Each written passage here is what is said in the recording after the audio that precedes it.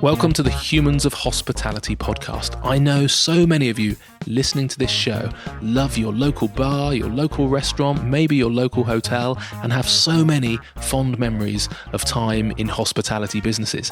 This is the podcast where we get to chat to the human beings behind the scenes of that industry. Maybe the chefs or the bakers or the coffee roasters or the gin distillers or the craft brewers or the entrepreneurs, but all doing an amazing job of making sure that hospitality stays interesting and the big, dull, formulaic brands do not take over our high street. Please enjoy the show.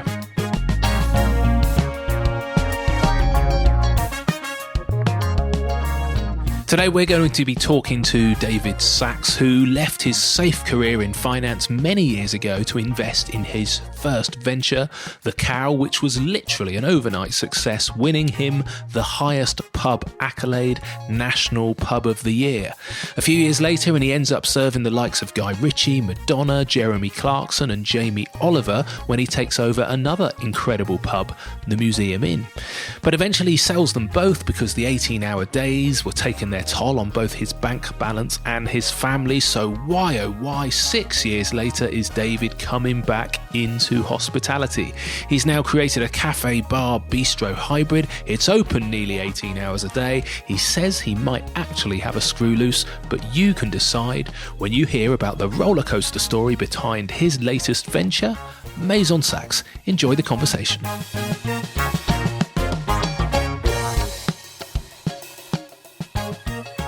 David Sax, thank you so much for sparing some time and welcoming me to your venue this morning. How are you? Very well. Thanks, Mark. Yeah, super. Good. So I like to start these. I love coming to people's venues to start these podcasts and just start by just explaining where we are, the environment we're sat in, which is actually quite entertaining, and how long you've been here, and a little bit about Maison Sax. Okay, so we are, for sort of sound reasons, we're actually in our bistro at the moment, but as we are sort of still in breakfast service, I have positioned us in our wine cellar. Yeah. Which is brilliant because it's also made of glass. So anybody outside must wonder what the hell's going on, looking into where there's normally some delicious wines. It's a bit chilly in here, isn't it? But we are, in essence, in a fishbowl. We are, and it's temperature controlled, so I have turned that off. Yeah. And I'm sure our wines, won't struggle, as it's only an hour or so. But it could get quite tempting in here, actually. I just say, if it does, I'm kind of hoping that a few of them don't cope with much of a variation in temperature, and we have to crack them open and drink them. Very happy. It is only it's only 10:05. So. Mark, as my lawyer and great friend once said to me, you are pushing against an open door. Okay, perfect. That's good to know. And then so how long's this building been here? How long have you been running Maison Sax? So we opened the doors to Maison Sax on the 7th of September 2018. So we've been running about 4 months. Okay, excellent. And then you're a man of kind of, many careers, I think. I know you've done finance, you've done property, you've done hospitality. What's the core that makes David's heart beat? Well, I guess way back, actually talking about my lawyer friend, I was involved in property in the mid 80s, just as an estate agent, fledgling estate agent, and I used to recommend a particular law firm, and this chap sort of took me under his wing, and he's become sort of over the years a surrogate father to me, really, and he took me to the Chewton Glen, which is a beautiful Relais Chateau property, which you obviously know very well. Yeah. In the sort of mid to late 80s, because he knew that I was interested in food and wine, but had very, very limited knowledge, and he took me for this lunch, and there was a light bulb that just went off in my head. I'll never forget. I know exactly where we were sat. There were two prestige car dealers who were sort of clearly celebrating a massive deal. And I said to my friend Des, I said, what are they drinking? What are they drinking? It's in a decanter. What is it? And he said, well, look, son, I know what it is. I'll get half a bottle and we'll taste it. And that half bottle was called Level Barton. And it blew my mind. It was, I didn't know anything about it then, but now I, obviously know it's a fantastic, claret from Saint Julien, and is a second growth wine, and it just, like I say, it was, a light bulb just went off in my head, and I thought, I just love food and wine. How old were you at this point? I guess I was 21, okay. 22. Young. Yeah. Yeah. And I distinctly then remember buying GQ magazine had just come out in this country.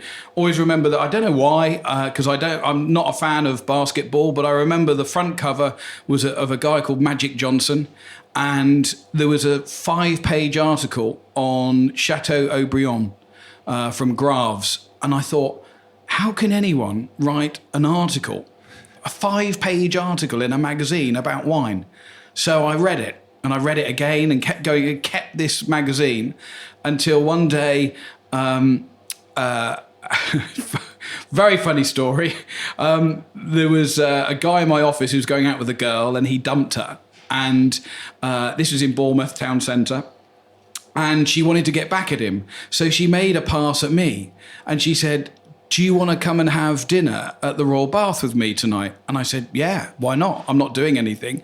Unbeknown to me, she knew that this guy was going to be at the Royal Bath with his new squeeze, but wanted to get back at him with me. I was just the patsy. Brilliant. And she gave me the wine list, and she said, right, I know this guy likes wine, so you order whatever you want. And I got the wine list, and it was, back in the day, the Royal Bath was a really nice wine list. And she said, have what you want. I said, really? Whatever I want. She said, just order. I don't care about the money. Order what you want. Of course, I go to the back pages and find a 1964 Chateau Aubryon. And back then it was about £150. Now you're talking, it was like probably £400. And I ordered it, and it was a big fuss. And then this guy walked in with his squeeze, daggers at her, daggers at me. And then the real daggers were for the Aubryon, because he couldn't believe that there I was sat there with his ex-girlfriend, who he didn't like. He did, he dumped her. And I wasn't bothered about the girl, but God, I fell in love with the Aubryon. And, it starts you on another journey. Each, for me, with food and wine, if you taste something, and I immediately want to know more about it.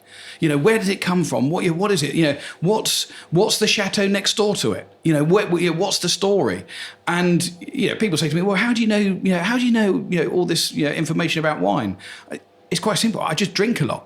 You've got to drink a lot of wine to know about wine. A lot of commitment. Well done. Absolutely. You don't get this body. Yeah. You were lucky that people were taking you decent places. And I got taken to Pizza Hut, I think, when I was 21. So it could have been a very different trajectory if you'd been taken somewhere naff. Thank God they took you to great places and sowed that seed. So how do you go from that initial seed, like you say, at the time you were an estate agent, what was the time gap before you actually got into hospitality? Got into the trade. So... I had this interest. It was nothing more than an interest, and I started, my mentor said, look, that's not the real world. Level Barton, Aubrion's not the real world. The real world is, the bread and butter, the £5, stuff. And he just sort of told me to go and find Grand Cru Beaujolais. So Fleurets and Bruets and Saint Amour and those things, and I just had this bubbling sort of interest, and it wasn't getting out of control. It was just a really good interest, and that was sort of fermenting away for some time. And then from the Chewton Glen, Robin Hudson and the late great dear man Gerard Basset opened the Hotel de Vannes. And I think in about 94, and by this time I'd sort of left, the sort of property business and gone into finance. I joined a big sort of insurance company in '92, and we would hop on the train from Bournemouth with my pal, the lawyer, and a couple of other mates. And the Hotel de Van for me changed things massively, because here's Robin Hudson used to go to work at the Chewton Glen as the managing director, dressed in a pinstripe suit, and Gerard would be sort of stood there sort of as the head wine sommelier of the Chewton Glen, starch collar, tie, apron, and suddenly they opened the Hotel de Van, and Gerard's in a pair of jeans, and Robin sort of got an open shirt on, and he's growing his hair, and it's all very relaxed. And James Martin was the first head chef there. And I never forget, one of his classic first dishes was a lamb shank, cooked for originally 4 hours. Then it went to 6 hours. Then it went to 8 hours. And it was just, I'd never heard of lamb shank then. I'm going back sort of, 25, 30 years ago. And it was just phenomenal. And we could get this... it was mismatched tables and chairs.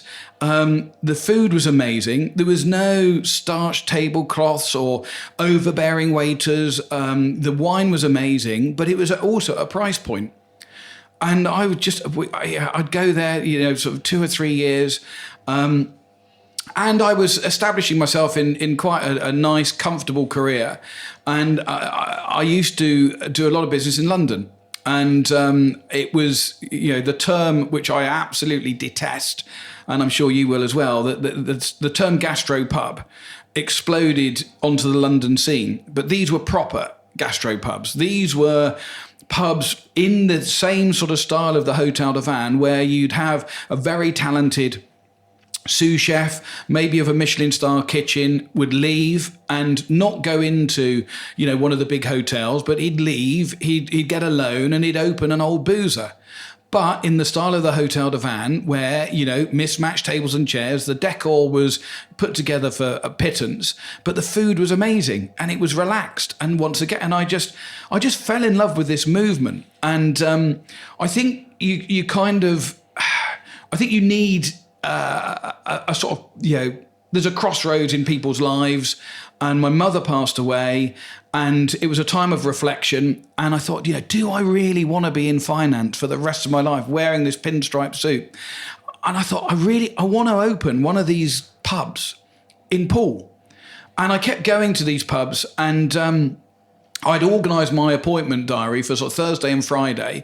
And Friday I'd go to, one of these sort of, the Angel or the Eagle in Farringdon. And I'd go and have lunch on my own and get a little bit merry and have a bottle of wine.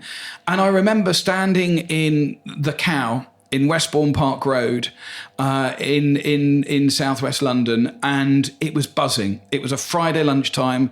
There was trays of oysters going out. The waiters were skidding on the floorboards. I was drinking a pint of Guinness, and I was thinking, this is it. What am I doing? What am I doing? And I sat down, I had lunch, I got a bit, over-refreshed, got back on the train, went down to my local bistro, Banks Bistro, which, has some fondness in your heart. Yeah. And I remember going in and talking to the girls. I said, I'm going to, a bit drunk, I'm going to buy a pub, and I'm going to call it the Cow, and it's going to be amazing. And you probably won't be in business and they just said, oh, shut up, and threw me out because I was an idiot. And lo and behold, 3 years later, I bought the Parkstone Hotel in the end of 2002 with a mate of mine who was a builder. He said, yeah, I'll do that with you. And in August 2003, we opened the Cow for business. Amazing. And that was the journey. Yeah, incredible. That got me started. Yeah, it did. And the Cow was... again, I didn't live this side of town, and I was probably up in London at that point, but I remember it felt like from outside a kind of instantaneous success. I'd always hear about it. It was really busy. Is that true, or did it take a bit of time to build? What sort of style was it when you first opened it, and did that evolve? Well, you're right. I mean, it literally took off like an Exocet missile. From the moment we opened the doors, we just got knocked over. It was just full. And yeah, very funny story. It was an old Eldridge Pope pub. So old Dorset brewers, been around for a few hundred years, and we found, once again, that this lawyer friend of mine, Des, said, right, I found the pub. I found this is it. This is the one for you. And it wasn't even for sale, but we went in, and it was appalling. Our feet were sticking to the carpet. It just stank. There was no one in there. The landlord was, very unkept. And I thought, wow, this is it. This is what we need to buy. And it took a long time, but we got the deal over the line, and we exchanged contracts, weirdly, on a Saturday morning. So the deal was done, and I went back in between exchange and completion, and the landlord said to me, "You the new governor?" I said, "Oh, yeah, well, I suppose I am," still being a mortgage broker at that point. And he said, "Well, I don't mind telling you, mate, you've messed this up already. The darts team have gone, the pool team are off.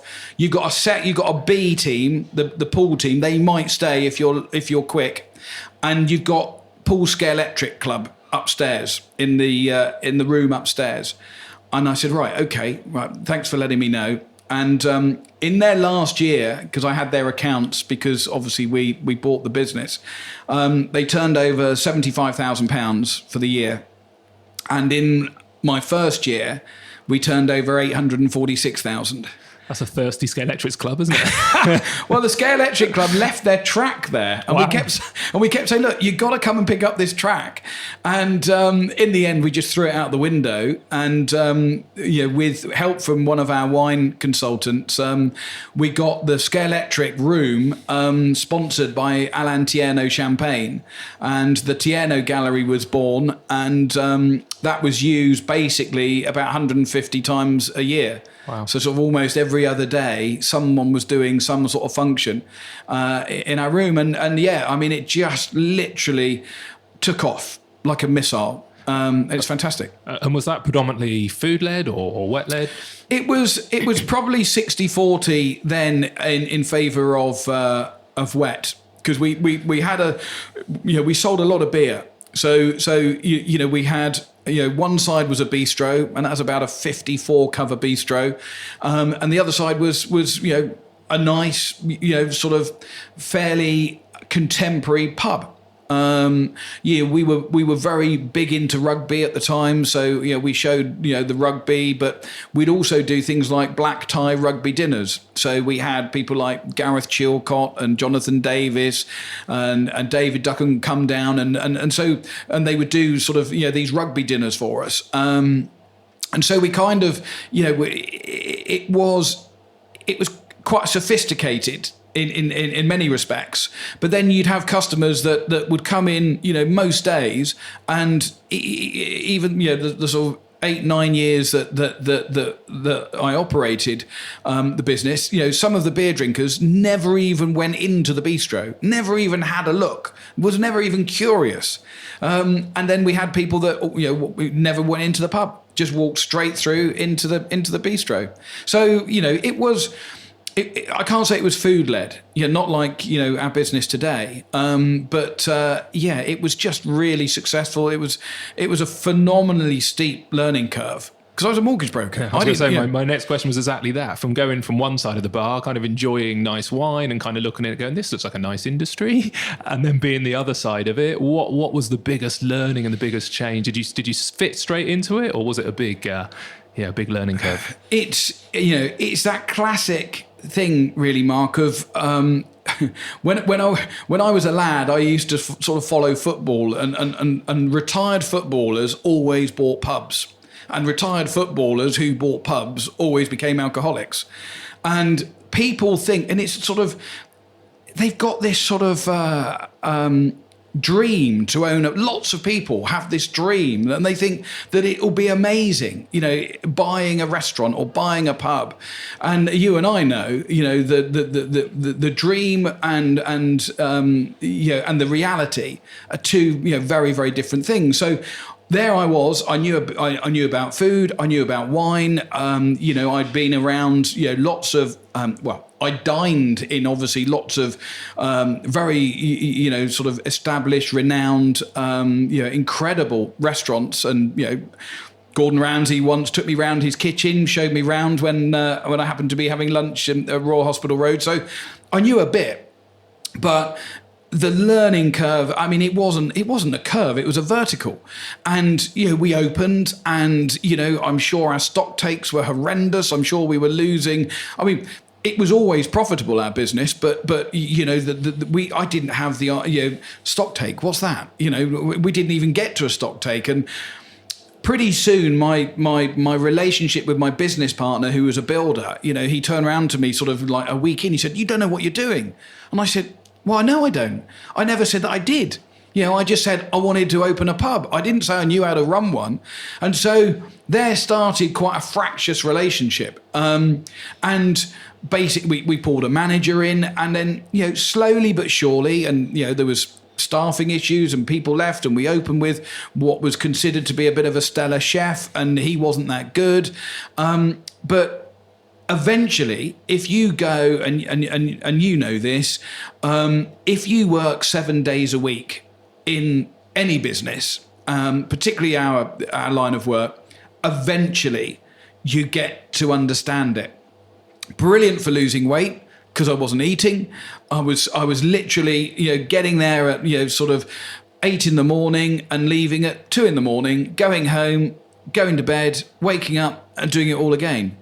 And so, in the early weeks, months, it was a learning vertical. But eventually, you love it. You do, and you kind of, it's weird because you've been in the same position as I have, where you've got a packed restaurant or a packed venue. I mean, literally, you can't squeeze another person in.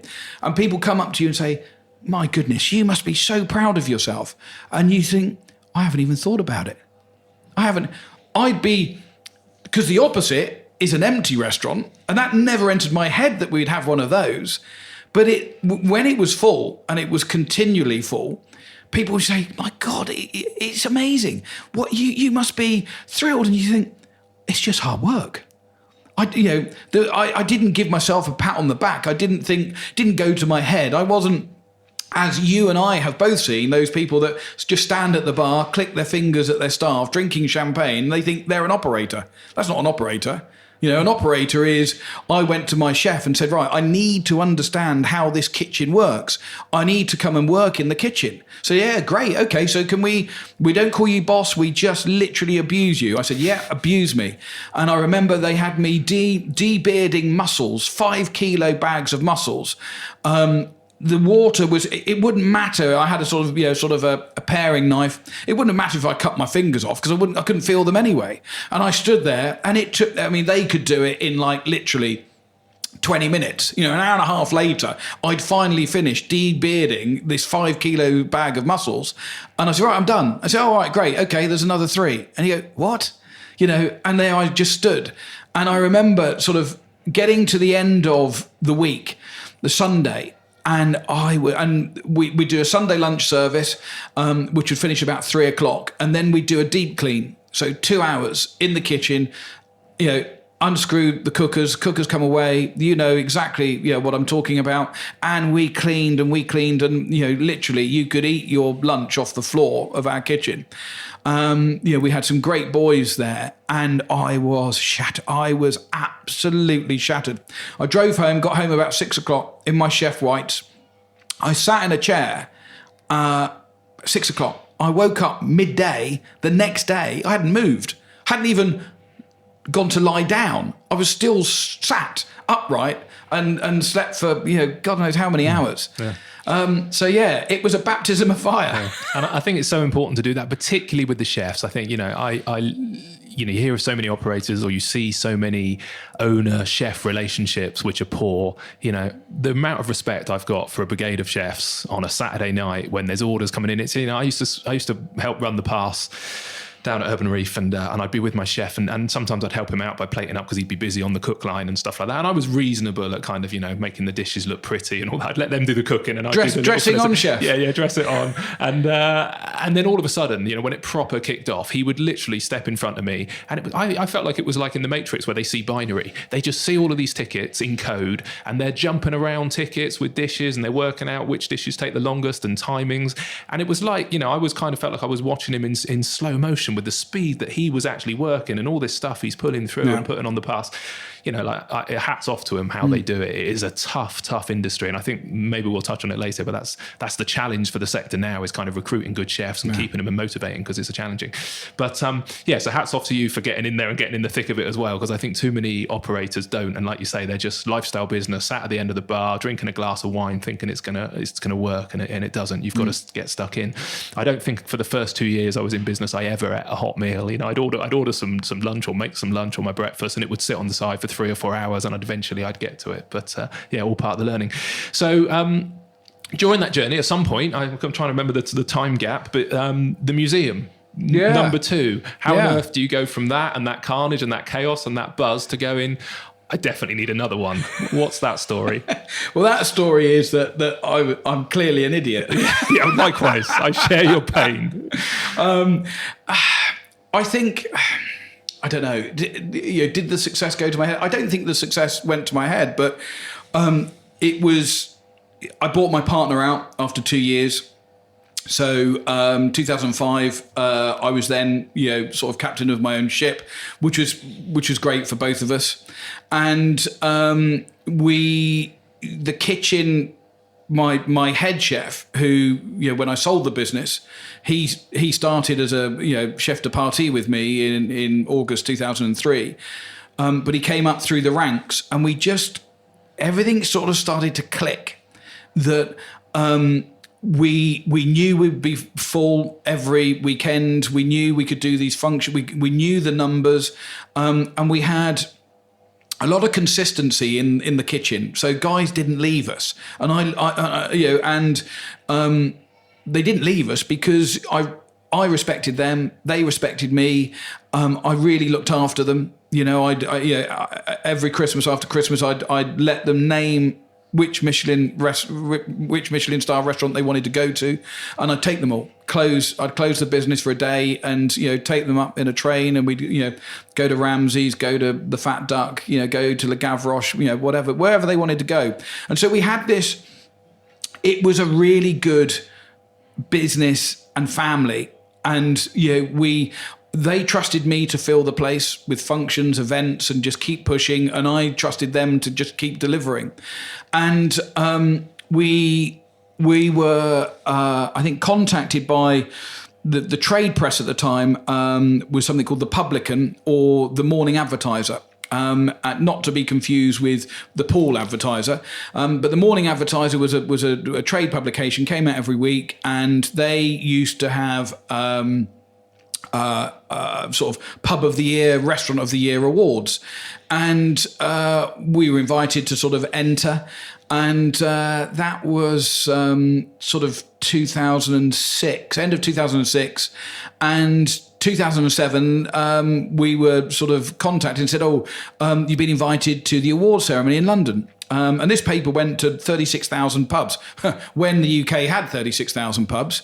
And I said, should we bother going? And sort of one of the managers said, yeah, come on, boss, let's go. So, 4 of us went up just to sort of go up, really, because we were suggested that we should go. And we got, to this huge venue, probably 1,000 people having dinner, and we weren't even expecting to win anything or do anything. And Free House of the Year, the shortlist, was the cow in Poole. And I went, blimey, right? We're on the shortlist of Free House of the Year, and the winner is the cow in Poole. So, lights go up, fanfare, go on stage, and Rob Brydon presented me with, National Free House of the Year, award, sat back down again. And they then explained to us that each category, so leasehold pub of the year and wine pub of the year and kitchen of the year and beer pub of the year, they were all then into the pot for national pub of the year. So not just your category, it was the pub of the year. The Cow Pool won pub of the year. Fanfare went up. They gave me a check for 5,000 quid. We were on, literally cloud nine. I took the team to the Ritz. We had a late night, and it was an amazing buzz. And I came back to Paul, and I thought, right, okay, this is almost running itself. I wanted to be tested. I wanted to be pushed to the limit, which I was in 2003. But we're now sort of 2007, and it can, kind of run itself. I think we need to expand the brand. Let's buy another pub. And I had been approached by some investors and said, look, we want to get involved in your business. And I said, well, okay, well, I'm looking. I don't need any investors in this venue, but I'm looking to expand. They said, well, let us back you. You put some money in, we'll put some money in. And what I should have done was buy another rec. Yeah. And I could have bought another rec, but my heart ruled my head. And I'd heard about this pub called the Museum Inn in North Dorset. And there was and I'd been there and I'd been for lunch, and, I got to know the owner, and she happened to come up to me one day and said, oh, how's trade? I said, yeah, really good. Just one pub of the year. Oh yeah, I heard about that. She said, I'm selling. I said, oh, I didn't. And in actual fact, I'm buying another pub as we speak. She said, well, we'll buy this one. And I said, oh, blimey. Yeah, that wasn't on the radar. And anyway, long story short, that's what we did. We bought the museum. And then things started to get, sort of tough. Really? Okay. Yeah. Go on. Why? So I know you ended up with a reputation for Guy Ritchie and Madonna and all these famous Jamie coming to stay and all this kind of stuff. But what had you bought? I didn't know it at the time. Well, the difference, with what I bought was, it was already a successful business, and where I bought the freehold of the Parkson Hotel for 325,000. I bought the freehold of the Museum Inn for 2,700,000. Not only that, my timing was on the 4th of January 2008. So I was amazed that we put £1 million in, between us. So we got the funding. Had we left it any longer, literally probably a month longer, we wouldn't have got the funding. And I'd have been stuck at the Cow, and sort of probably my golf handicap would have sort of plummeted, and the story would be very different. But we got stuck in, and suddenly it's great having investors, but there was just me and 65 staff and 14 chefs, and I had a young family. Very, very young family. My son, my second son, was born in December 2007, and we completed 4th of Jan 2008. And it takes all your time. And with an established business, what you don't realise is you're buying a culture. And these people are not with you, i.e. they didn't grow with you. I walk through Ashley Cross now, and, even now, even when I came out of the trade, people would say, yes, David, what you did for Ashley Cross, the cows, oh, please, go back and, they grew with me and put me on a bit of a pedestal. And that's nice, because it's nice to get recognition. Buying an established business, it was, well, who are you? Who are you buying our pub? This is our pub. And you suddenly start to fall out with the locals, because you say, oh, hold on a minute, it's my pub. And, I didn't understand sort of local country pubs. And they do genuinely think it's theirs. And you then have to re-educate them and say, actually, it's not yours, it's mine. And so, and being sort of, a little bit sort of short-tempered, they would be told in no uncertain terms whose pub it was. And so it was yeah, it was quite tough. I did enjoy it. And we got out. When I sold in 2012 ish. We were unscathed, but I think I genuinely believe that we improved the offering at the museum. The food, got incredible plaudits. We had that starry connection with the Ashcombe estate and Guy Ritchie and Madonna. We ended up doing all of their catering. So during the shoot season, all of their guests who were shooting at Ashcombe would come and stay with us 3 times a week. And you're talking about some fairly stellar people. You're talking about the top end of the business world. You're talking about some really sort of people that inspired me, Marco Pierre White and Jamie Oliver and Giorgio Locatelli and A.A. Gill, the late great restaurant critic. All these guys stayed with us. Clarkson actually stayed at our pub and didn't thump anyone because we fed him. Not even you. Not even me. No. Clark. Well, he's a big man, so true. Your match. So it was an incredible time. I remember. And I got introduced to Guy very early on, and we liked having a pint, and we liked chewing the fat, and he was very, very approachable, and we enjoyed lots of drinking sessions together, both at Ashcombe and in his pub in Farm Street. He owned the Punch Bowl, and I had a couple of lock-ins with him there. And he's just really down to earth, really great bloke. I wouldn't change anything because of the doors that it opened, the people that I was introduced to. Jamie Oliver, was a fantastic guest. Just exactly as you see him on the TV, totally interested in you, totally interested in the kitchen. He put an apron on, got stuck in, to the kitchen, met all the guys.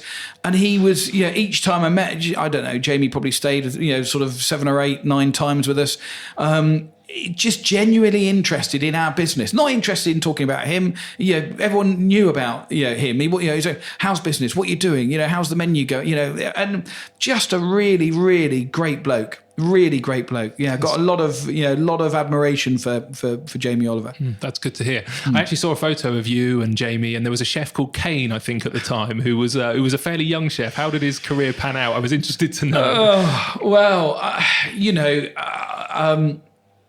We try and do good, don't we? We're on the planet, and you try and help people, and if you can, I always I've done a little bit of charitable work, and it's all about time and effort, and you go, well, if I can, I will. And we had this lad who came from a broken home, and we took him on as I think might have even been a pot washer on a Saturday. But then he said, look, I'm really interested in the kitchen. And we said, right, okay, well, look, come and work for us weekends. And we try to get him, involved. And he was really keen. And I rang his headmaster at his school, and I said, look, this is who I am. I employ this young lad, goes to your school. I really want to try and inspire this kid. He's not had the best of lives. He was living with a foster family who were very nice to him, but I just wanted to try and give him a break. And I said, look, if he gets his head down, I'll put him through college. I'll pay for him to go to college and what have you. I said, but next Tuesday, I've got Jamie Oliver staying with me. I've got to know Jamie, and I would like Kane to meet Jamie, come up. So I'm going to pick him up from home.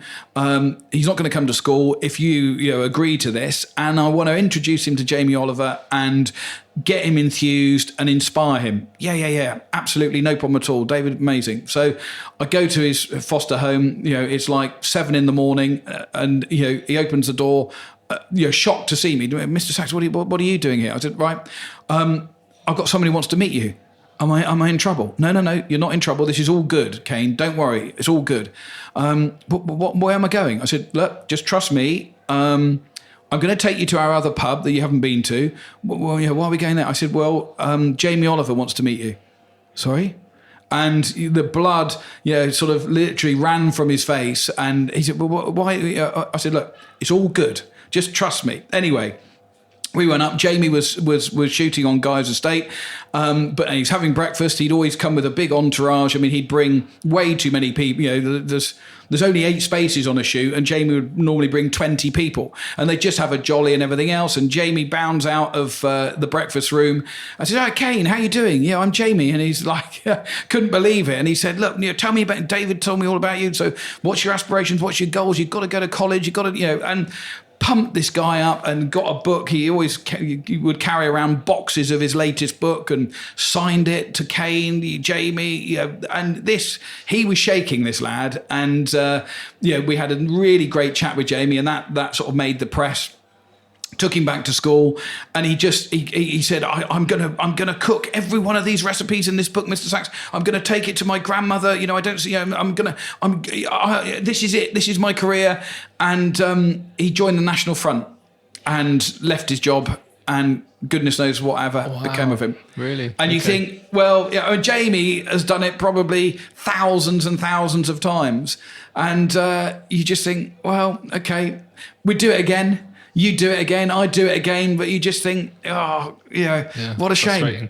And one of the things I love most about this industry is that opportunity to bring people into it who you wonder which direction they'd go in if they didn't have hospitality, because you don't need to have, qualifications and degrees and all that kind of stuff. You fundamentally just need to have a great work ethic and be able to look people in the eye and kind of, have a bit of banter and a smile, and you can fly really fast, which is really exciting. But the frustration of opening those doors and creating those environments where it's possible, and then, seeing so many disappear, and whether it's booze or drugs or whatever, and disappear off the rails is disappointing, isn't it? Because it is a genuine opportunity. This industry is phenomenal when you get it right and when it's buzzing. But equally, it's full of, misfits and crazy people, which actually is part of the reason that I love it. But it's also part of the reason why I'm bold. I've been pulling my hair out more than you. So congratulations on what you did at the museum. It had a great reputation. You'd hear the stories coming out of there. I was very much aware of it locally. I didn't come. I was disappointed. You sold it too quickly. When you sold it with 2011, I think, and the cow at the same time, just explain what happened there. What was your reason? Because the thing that fascinates me about you, and one of the biggest reasons I wanted to come and chat to you, is you got out of this industry and you came back. And it's such a tough sector. It's such a buzz when it's working, but it is a tough sector, and it lured you back in. So I really want to know, what made you get out?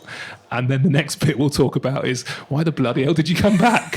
So what made you leave, first of all? Well, it was a very, very tough trading environment. I mean, the recession didn't really, I don't know why, but didn't seem to sort of hit our business until a little bit later.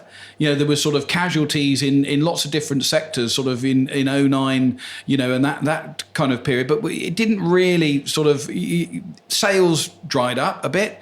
But the cow always made a profit. The museum, we had a healthy turnover, which, was, pretty much down to marketing and sheer hard work.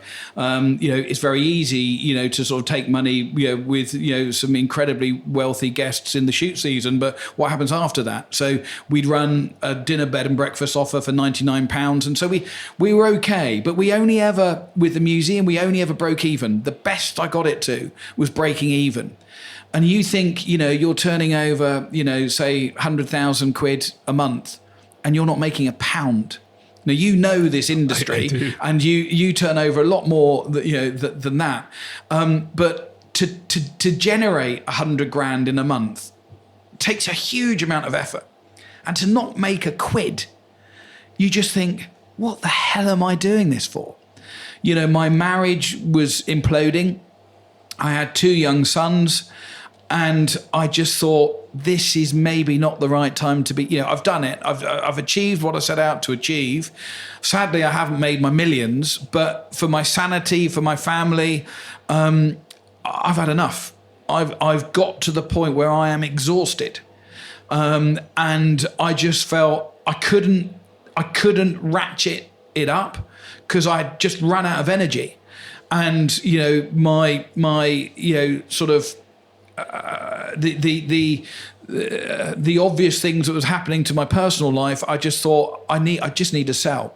And it wasn't the right time to sell. That and lots of businesses have just battened down the hatches and traded through it.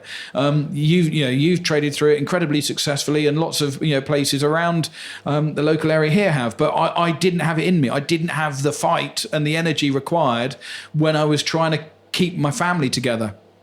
And so I sold. I sold the Cow to Green King, and I sold the museum to a pub company called Cirrus Inns, who are now, really successful country pub organisation.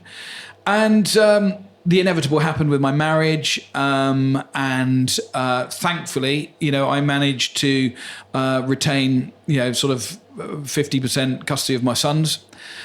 Which was really, really important to me. That was the only thing that I was really concerned about was my two young boys. And I went into property. I thought, lots of mates have gone into property. They all drive nice cars. Can't be that hard. And so I went into that and realised that, that's a tough game as well. But I kind of went into it for the wrong reason. I just thought, everyone's doing it. That'll be easy. I did a few deals. I did okay. Bought one really bad deal. You have to wait an incredible length of time to actually earn any money out of property. And I met a lovely girl who I'd known from a long time ago at the Cow.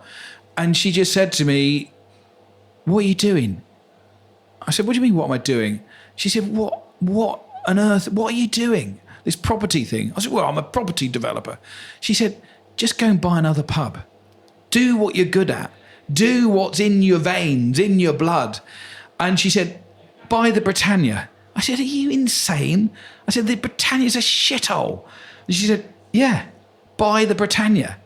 And I said, no. It's not, the pub is dead. And I still believe the pub is dead. I'm sure there are, successes out there, but I needed to come up with a formula that I believed in, and it wasn't doing another Cow. It wasn't doing a museum. And I'd looked and spoken to some business associates, particularly someone who'd perfected the franchise model of his business.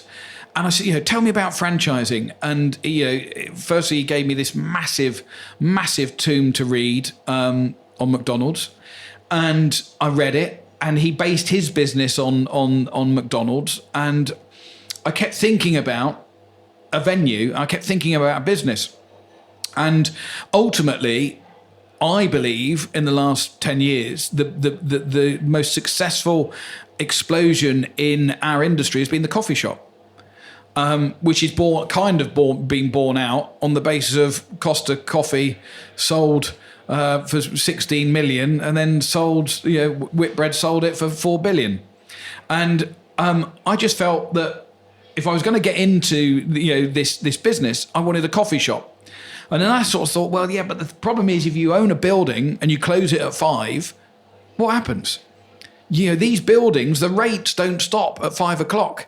Heat, light, water, electricity don't stop. So I thought, if I could get a building big enough and I could have a coffee shop on one side, a bar on the other, and then the coffee shop closes at 5, and then I reopen it again at 5:30 as a bistro, maybe maybe I might have come up with something that's breaking the mold of the boozer. That there is life on the high street for a pub, but it's not a pub. And people say, well, what have you got then? And I said, well, it's a coffee shop, a bistro, and a bar, and it's got a great garden. And so, it's almost a hybrid. But I look at, and I'm greatly inspired by Richard Caring and, the Ivy Brasserie. I think, he's got the billions. So, it just works. His finish is amazing. And I've tried to sort of emulate that in a little way. I've tried to emulate, Mark Bennett is a local patisserie owner, and he has done brilliantly with his coffee shops. And I've just, I've not reinvented the wheel because you don't have to, but I've nicked a little bit of Mark's business, in terms of his what he has to offer. And I've nicked a little bit of what the Ivy is, and I've nicked a little bit of what Robin Hudson's doing now with the pig, and I've got obviously my own ideas, and hopefully I've created this sort of hybrid, which I really want to.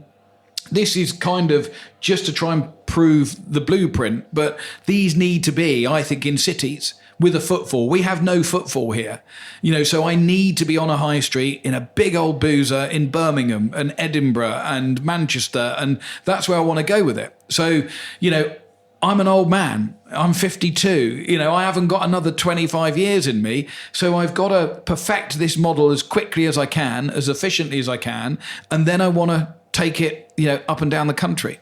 Okay, amazing. And right on cue, the reason I was looking around then is, there are people sat in the background outside of the fishbowl that we're sat in, and we've not opened the wine yet. And there are people, literally, drinking a cup of tea, and there's a family in and stuff, having some coffee, and it looks like maybe some cake at the end there. So it is a lovely environment. You're right. It feels like it wouldn't be out of place in a city, and as you say, there would be a shed load more footfall if that was the case. But congrats on what you've created. It's got a really lovely vibe. What have you noticed that's different? So you had a gap of about 7 years, 6-7 years? Yeah, 6 years. Does the industry feel different to you now than it did 6 or 7 years ago, or even when you started in 2008? There's been quite a big growth in that fast casual dining sector, the venture capitalist kind of backed big brands and stuff. Do you notice anything like that? Does it feel different now than as it did, or do you feel it's a booming time for the industry? I think it's a very challenging time for the industry, but I think going up against what I've tried to do here is create a bistro. If we're talking, I'll talk about that part of our business, and I've tried to price our menu the same as Pizza Express. So a pizza now is 15 quid. I always thought they were 7 or 8 quid, but then, they're not, they're 15 quid. So you can come into us and you can have bangers and mash and a dessert for 15 quid. But I tell you, it will be the best bangers and mash that you'll have and a great dessert, because I've got 5 highly trained, highly motivated chefs. So I think the difference is that you really have to. Social media has massively evolved in those 6 years. Everything's out there. TripAdvisor was out there when I was, but it was just getting going. You got, the odd person that knew about it. And now I think, like you say, everything's instant. People will blog, will post, constantly. So I think you have to be really good at what you do, because you'll get shot down in flames. And I think there's space for everybody. There's no point in me trying to compete with lots of deals and cheap deals and with the huge conglomerates, because I can't. But what I can do in terms of competing with them is that customer service, is the quality of what we do, is the quality of our wine. I know I can buy cheaper wine. And I know I can buy cheaper ingredients. Chef was making a chicken liver parfait to go on our menu, 2 days ago. And I said, Chef, I'm not teaching you to suck eggs, but please stick decent brandy from the bar in this parfait. We can buy cooking brandy, but it's rubbish. And we'll go the extra mile, because I know when that customer comes into us and buys that parfait and eats it, they'll go, wow, that's really nice.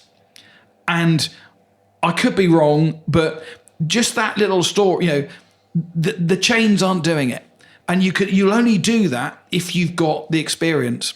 And people will come back, and they'll come back, and they'll come back. And that's why we're full tonight, we're full tomorrow, we're full Sunday. We've been full for a week. You can't get in, but you literally, we're squeezing my partner's parents in at like 5 to 6, and we want their table back at 1:15. I mean, they're having the world's quickest meal, but they said, we've got to come. We've got to come.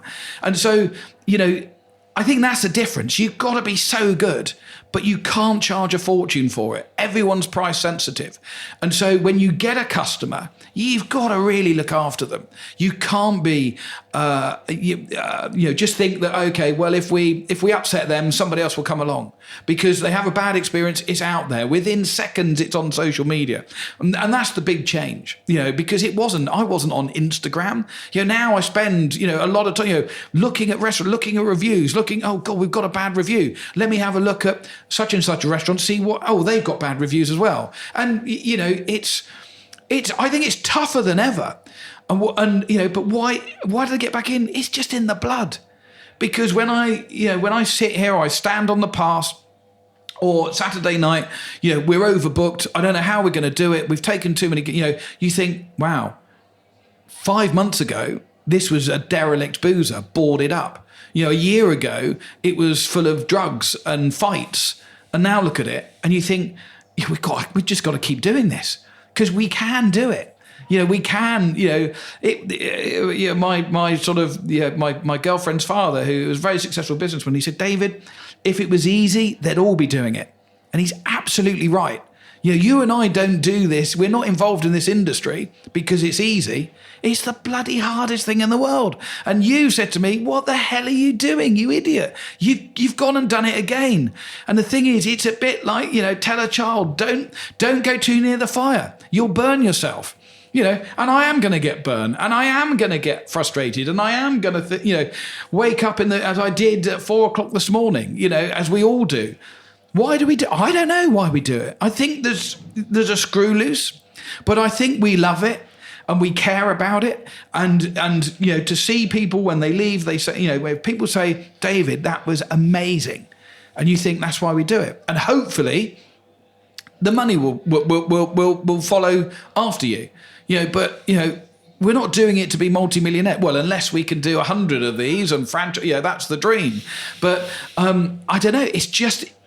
I wouldn't do anything else. It's just ingrained in you, and I love it. I love being in the kitchen. I love watching those boys. It's like you're performing on a stage, or 8 o'clock on a Saturday night when everyone's on their game. It's fantastic. And you go out into your packed restaurant and you see smiling people, and people want to talk to you and tell you what a great time they're having. That's why we do it. It's a weird thing, is that we know we're insane, but we can't stop it. I share that kind of passion and that excitement about turning around buildings, but fundamentally, the buzz comes from the energy of the people, I think, isn't it? When you see families or business meetings or graduations, I know you've got a wake in here today. You create these environments for human beings to have all of these relationships and spend time with each other, which you just can't replicate online, can you? This kind of moving a million miles an hour into the digital world, and everything's done online, and relationships are all on Facebook and social and stuff like that. Yeah, I passionately believe that we're the antidote to that, and the human relationship, as we are now sitting opposite each other.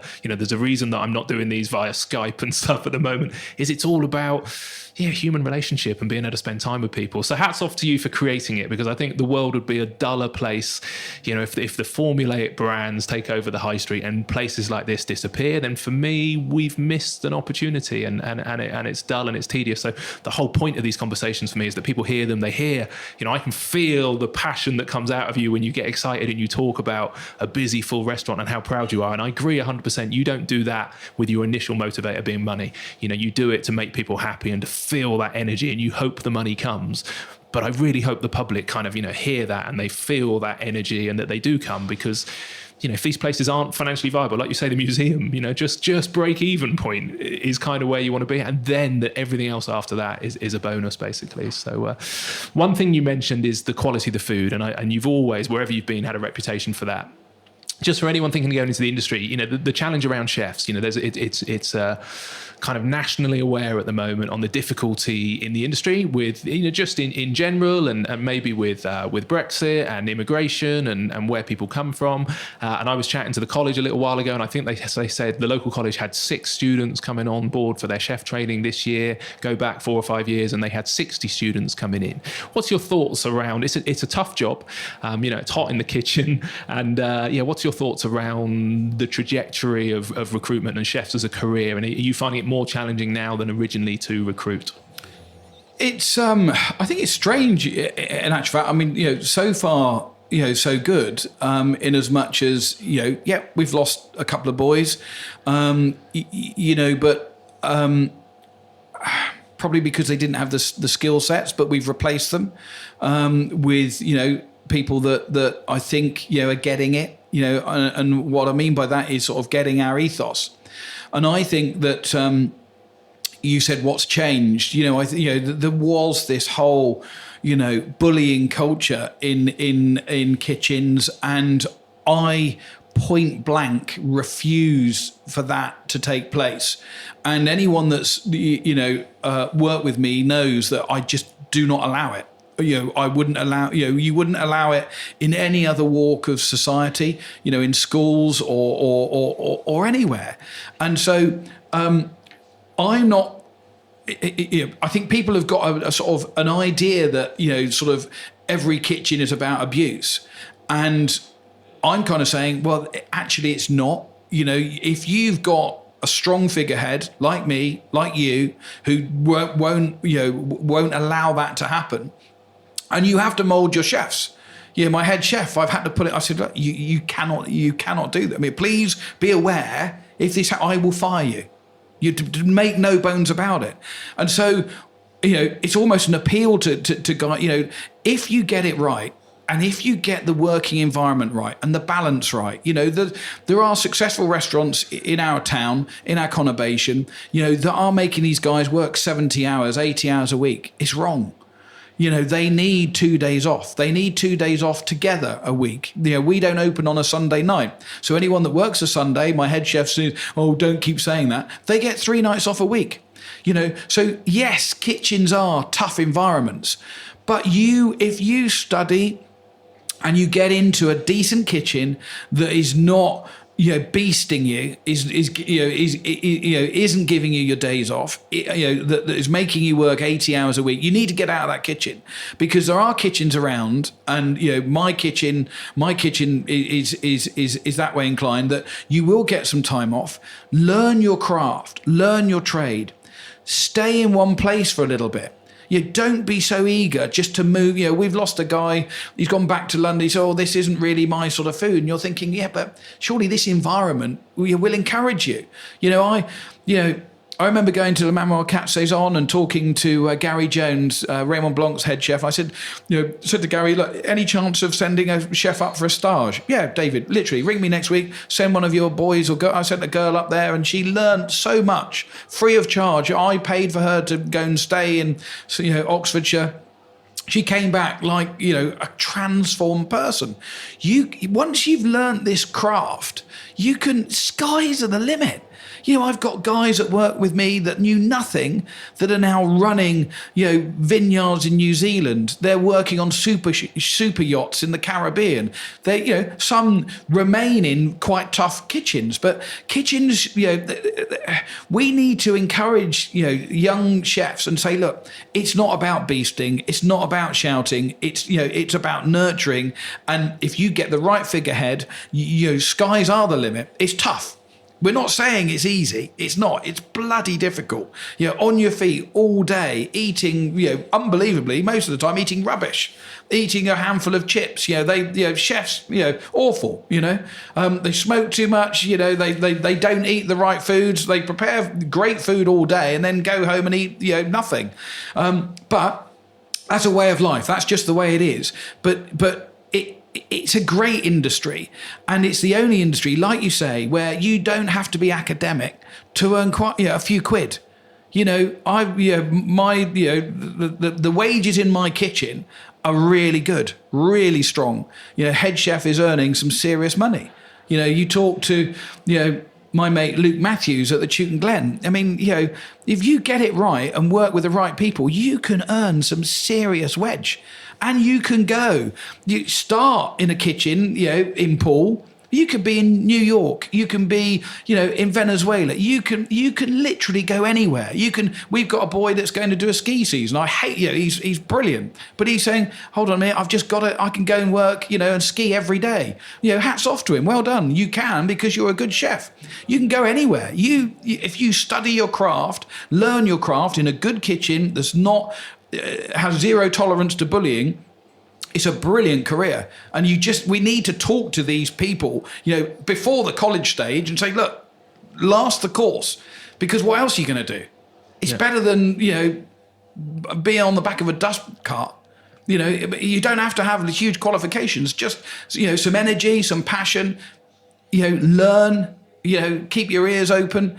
And it's a great, it can be a great career leading to all sorts of stuff. I'm just going to take that last few minutes clip, I think, David, and we need to get that into the ears of some kids who are thinking of going into this industry, into this sector, and play them that, because that's a great message. It's inspirational. It can show them how it should be. I think the industry's done itself a disservice over the last 20 years, and you've got to blame some of the TV celebrity chefs for that, with their kind of sweary, bullying, kind of in your face. And some of my chefs have done stages in London in some of the Michelin-starred restaurants, and they're literally working from 5, 6 in the morning till 1 in the morning, few hours sleep. They come back and they look ill, they're buzzing. They've got photos of glorious food and they're inspired by ingredients, but they are getting an absolute beasting still. And I worry that puts people off. But you're right. Get in the right place. We're the same at the moment. It's winter. In the summer, it's a bit of a different story. But we're shut Sunday, Monday, Tuesday night, and it's predominantly because then Wednesday to Sunday is one team of people. It's 5 days in a row. Sunday lunch is a big service, but then they get Sunday night, hopefully Monday, Tuesday, including the evenings off, and then back into work. And I do think the industry has realised, people's expectations at work have changed. That modern social media, everybody's connected, everybody's talking about their jobs and their money, and it's all very open. And we just need to catch up with that. But it is, again, when it's working, it's such an incredible job and an incredible experience, and the banter and the relationship. I'd much rather get into a brigade in the kitchen than get into a brigade in the army and get shot. But I imagine the kind of the relationship with your peers and how you're in the thick of it on a Saturday night. I'm not saying that running a kitchen's the same as kind of getting shot in Afghanistan, but clearly that buzz and that relationship with your colleagues is exceptional when you get it right. So I think it's exciting. We're getting very short on time, but I also wanted to touch on, you mentioned the impact on your family. And if you learn anything this time round, one of the biggest things I hear when I chat to people is people with young kids and this sector, because it's 24/7 and we're all at work on, Friday night, Saturday, Sunday, when everybody else is off and having their downtime. It's a tough nut to crack that work-life blend or balance. Any advice for anybody getting into it and how you do that? Have you cracked it? Have I cracked it? No, I mean, I think you just need to, I spend probably more time with my boys than probably any other dad at school. But you do have to be able, particularly in holiday times, to manipulate that, and we can only do that because we're business owners. So if you're not a business owner, then it is difficult. The only thing that I would say is that once you become a parent, and hopefully, if you're a good parent, you can say to, my head chef's got 3 children. And I say to him, look, chef, I respect, you're a family man. I'm a family man. I will, give you the time that you require, with your children. And, but you've also, it's a trade-off. So you've got to go the extra mile for me so I can go the extra mile for you. And we've got to protect your family. And make sure that they see, their dad, and, you have quality time with your wife. And it is hard, but I think once you become a parent, you realise that you have to, you can't work these people so hard. You need to give them that quality time. And I guess you need a business owner that's a parent. That realizes, I always remember I had a great doctor customer who used to come into the Cow, and he was really popular, had 2 children, and he said to me one day, he said, my biggest regret is that I worked too hard and I didn't see my kids. I just worked too hard and didn't see my kids. And you just need to manipulate it however if you care, if you care about being a parent, and you need to work at it. You need to work your rotas. You need to to give that time off, and you then get this loyalty. If you're, it's a trade-off.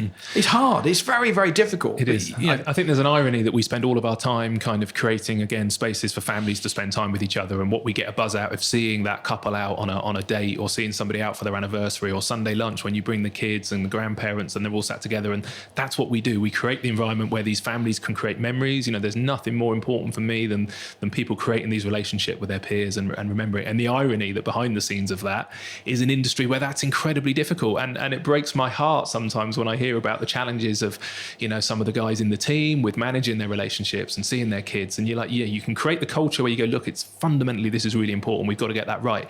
But the flip side is, I don't write the rotas. I'm kind of like, guys, you're empowered. I want you to have some time off. I want you to have holiday. I want you to do it. But you have got to also, match that with being motivated to kind of train up your deputies and get organised and book your holiday in ahead of time and plan for it. So, yeah, it's supporting it and almost demanding it and saying, guys, look, I want to see your holiday. I want to see every 3 months you've got a week booked in for your holiday, and I want to know who's covering it. But yeah, creating that culture and that environment where you encourage. I think it's a good bit of advice is probably go and get a job with an owner who's a dad and or a mum, and then they'll appreciate the challenge. And then finally, I go and do talks to schools sometimes and chats to kids about just about business and entrepreneurship and getting into business, and sometimes in this sector or sometimes not, and chatting with parents sometimes where you see young kids come into the kitchen in the industry or maybe front of house, and I think parents perceive it as a temporary job, and you try and chat to them about the genuine career opportunities that are there and the speed that you can come up the ladder.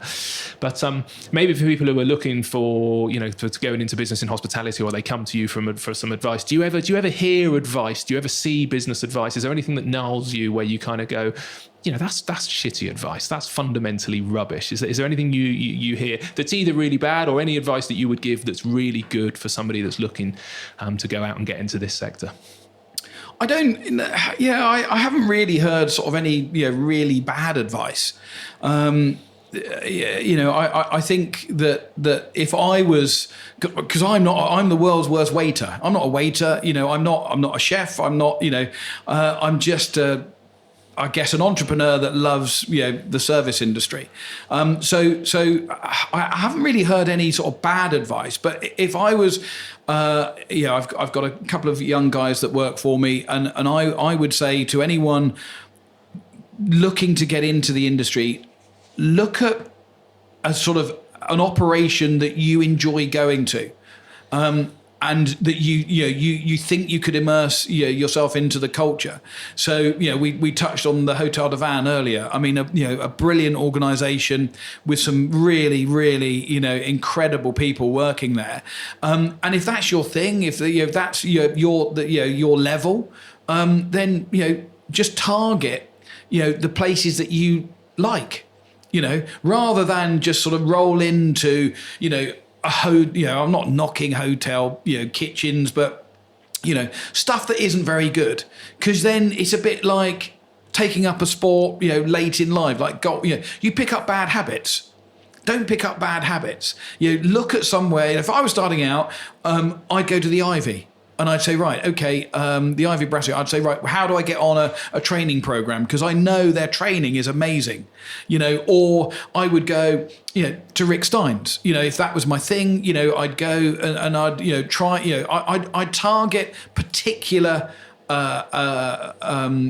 restaurants or businesses for their culture. That's the only piece of advice that I could give really is you got to work in a place that that you like, that you believe in, that you like the food, you like the wine, you like the ambience, you like what they do.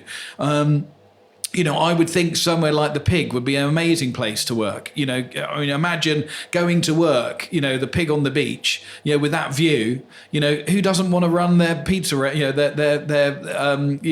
pizza, the flatbreads, with that view, amazing. But if your thing is, I want to be the next Gordon Ramsay, go knock on his door and go and get a job in his. You will be beasted. You will be working 80 hours a week. You will earn no money. You will have no life. You will, But if that's your thing, then that's what you got to do. So the advice I would give is go and work.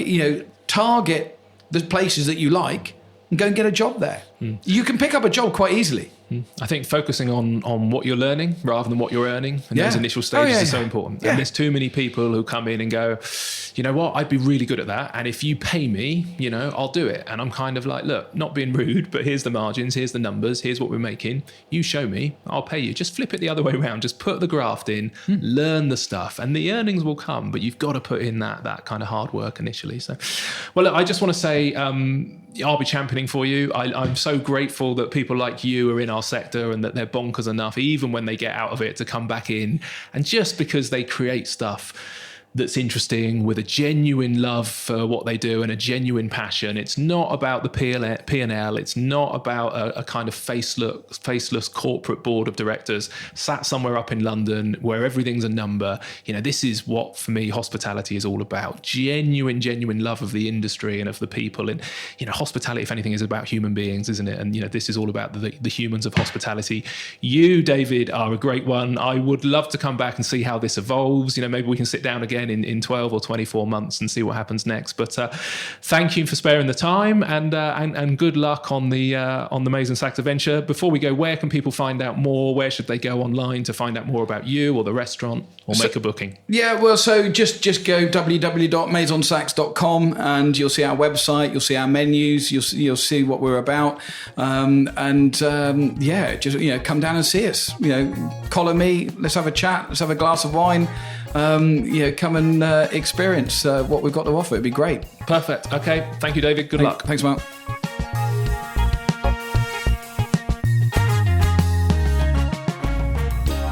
So there you have it. You have reached the end of another episode of the Humans of Hospitality podcast. Thank you so much for listening. Please go and visit our website, humansofhospitality.co.uk, for the show notes and extra episodes and information. And whilst you're there, don't forget to sign up for our newsletter and to receive free materials all about the humans behind our incredible industry. Lastly, if you could subscribe, rate and review this podcast, you will be massively helping me out, and it would be hugely appreciated. Thank you so much. We'll be launching another podcast in just 7 days' time. Cheers.